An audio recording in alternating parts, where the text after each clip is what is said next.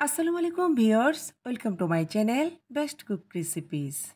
আজকে তৈরি করব সুরমা শুটকি দিয়ে লতি ভুনা। এর টেস্ট একেবারে মুখে লেগে থাকার মতো।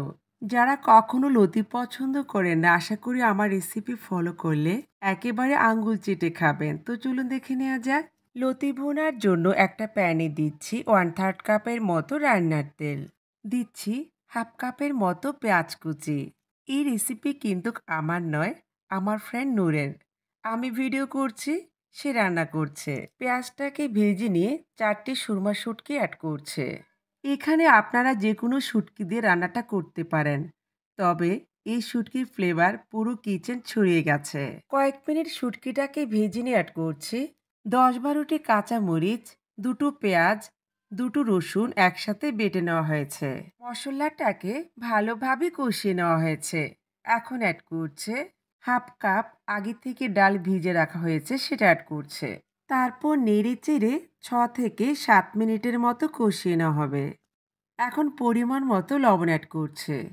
এখন নেড়ে দিয়ে 1 টেবিল চামচের মতো হলুদ অ্যাড করছে। আবারও নেড়ে চেড়ে নিচ্ছে, একটা একটা মশলা দিচ্ছে আর নাড়তে থাকছে। এবার 1.5 টেবিল চামচের মতো লাল মরিচের গুঁড়ো অ্যাড করছে। তারপর নেড়ে চেড়ে 1 কাপের মতো পানি অ্যাড করছে। আবারও নেড়ে দিচ্ছে, অপেক্ষা করছে বলক আসা পর্যন্ত।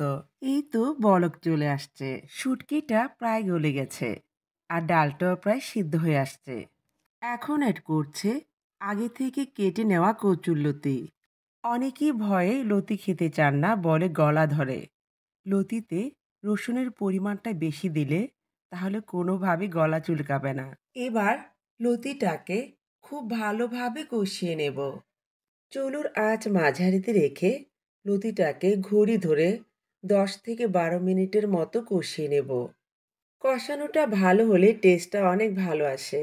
লতিতে আর পানি দেওয়া হবে না। কম আঁচে আস্তে আস্তে লতিটা সেদ্ধ হয়ে যাবে। ধীরে ধীরে পানিটা কিন্তু শুকিয়ে যাচ্ছে, নিশ্চয়ই আপনারা দেখতে পাচ্ছেন। লতিটা প্রায় সিদ্ধ হয়ে আসছে। লতি ভুনা থেকে দারুণ একটা স্মেল বের হয়েছে। পুরো কিচেন ছড়িয়ে গেল শুটকির গন্ধে। লতি ভুনা হয়ে গেছে।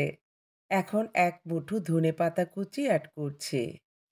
একদম সহজ পদ্ধতিতে তৈরি করা হয়েছে শুটকি দিয়ে লতি ভুনা কিংবা ভাজি। আমার রেসিপি যারা ইউটিউব থেকে দেখছেন, চ্যানেল সাবস্ক্রাইব করে পাশে থাকবেন। আর যারা পেজ থেকে দেখছেন, পেজটিকে ফলো দিয়ে পাশে থাকবেন। ভালো লাগলে শেয়ার করে দিবেন। সবাই ভালো থাকবেন, সুস্থ থাকবেন। আল্লাহ হাফেজ।